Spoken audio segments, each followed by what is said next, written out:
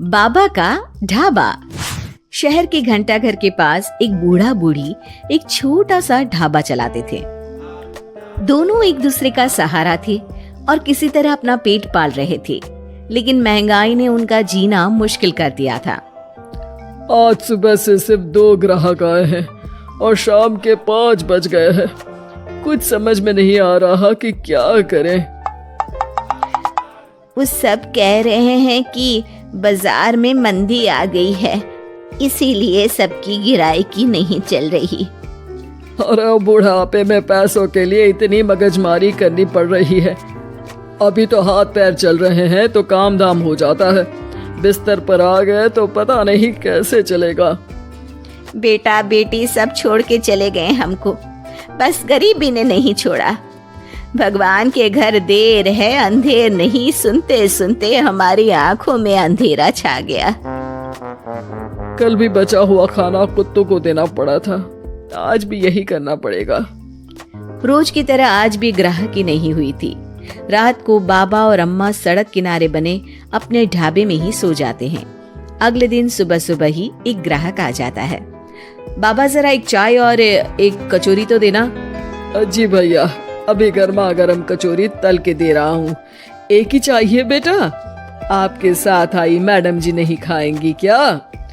नहीं नहीं, मैं ये सब रोड की चीजें नहीं खाती हूँ, आप इन्हें ही खिला दो। और जल्दी करो ना, रितेश मूवी जाने के लिए लेट हो रहा है। अरे बाबा, लाल चटनी ज्यादा डालना। हाँ। लेकिन उसके बाद फिर पूरे दिन कोई ग्राहक नहीं आता और फिर से सारा खाना वेस्ट हो जाता है।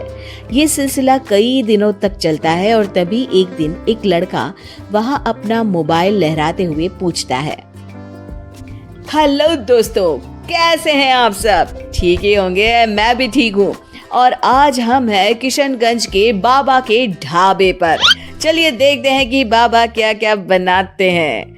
बाबा, तो आज क्या खास बनाया है आपने? अरे भैया जी, आज ये समोसे बनाए हैं, कितने बांध दूं आपको?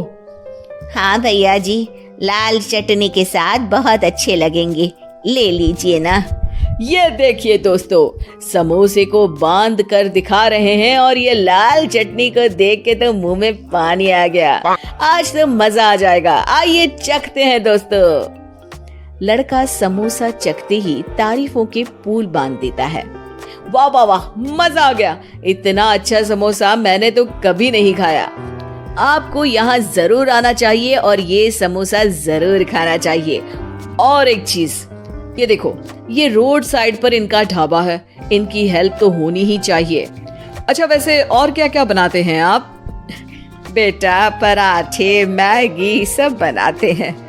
वाह वाह, इतना अच्छा खाना बनाते हो, बहुत भीड़ होती होगी।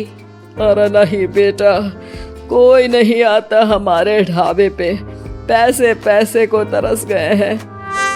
अरे आप रो क्यों रही हैं? रोइए मत, क्या हो गया है?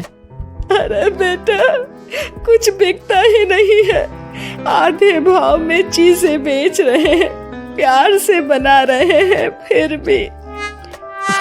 तो आप दोनों ही हैं, कोई बच्चे बच्चे नहीं है क्या आपके?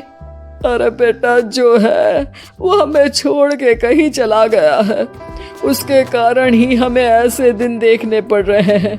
जो थोड़ा बहुत पैसा हमने इस ढाबे से बनाया था, वो सब लेकर भाग गया था। ओह, देखिए आप चिंता मत करिए, मैं आपका वीडियो सोशल मीडिया पर डालने वाला हूँ और फिर देखना कितनी जल्दी लोग आपकी मदद के लिए आगे आएंगे। वो लड़का अपने कैमरा से बाबा के ढाबे का वीडियो बनाता है और सोशल मीडिया पे शेयर कर देता है। वीडियो बहुत तेजी से वायरल हो जाता है और कुछ ही घंटों में वीडियो में दिए अकाउंट में करीब 1 लाख रुपए जमा हो जाते हैं। लड़का अगले दिन फिर ढाबे पे जाता है। बाबा, आप रोइए मत, पब्लिक ने आपका सारा दुख दूर कर दिया है, आपके खाते में 1 लाख रुपए आ गए हैं।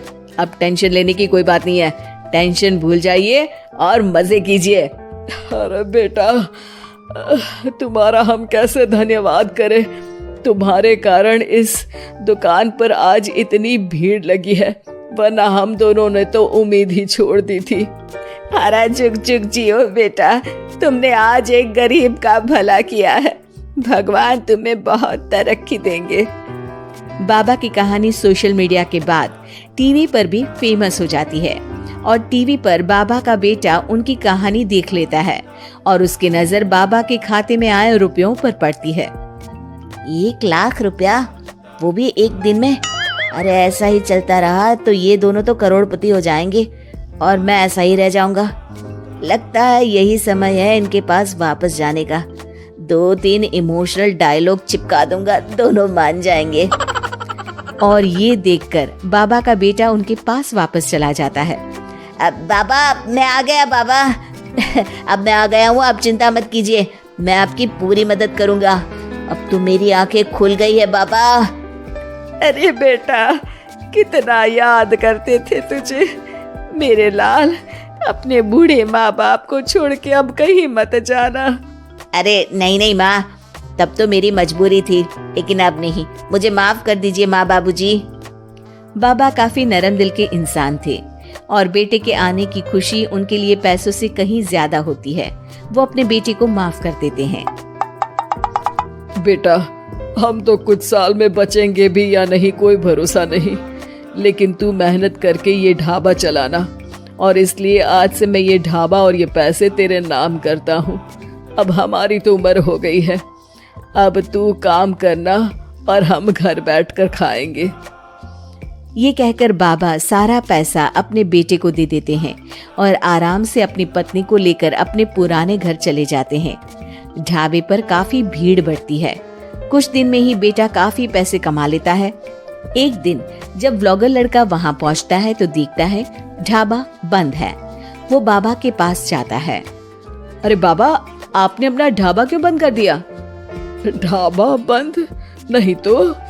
वो लोग वहां जाते हैं तो पड़ोसी बताते हैं कि ढाबा तो पिछले 4 दिन से खुला ही नहीं। बाबा ढाबे को अपने पास रखी चाबी से खोलते हैं तो देखते हैं कि ढाबे में एक बर्तन तक नहीं है। बाबा सर पकड़कर बैठ जाते हैं। हमारे बेटे ने हमें फिर से बर्बाद कर दिया। पर हमारे पास तो वापस बर्तन खरीदने तक के पैसे नहीं है। बर्तन भी बेचकर खा गया होगा नालायक। बाबा आप चिंता मत करो, आप काफी फेमस हो, लोग फिर से आपकी मदद कर देंगे। बस इस बार अपने बेटे को दूर रखना ढाबे से। अब की बार बाबा ढाबे पे एक बोर्ड लगवाते हैं जिस पर लिखा है सिर्फ बाबा का ढाबा। ये सिर्फ क्यों लिखवाया है जी? ताकि अपने बेटे को पता चले कि ये सिर्फ उसके बाबा का है, उसके लिए अब यहाँ कोई जगह नहीं।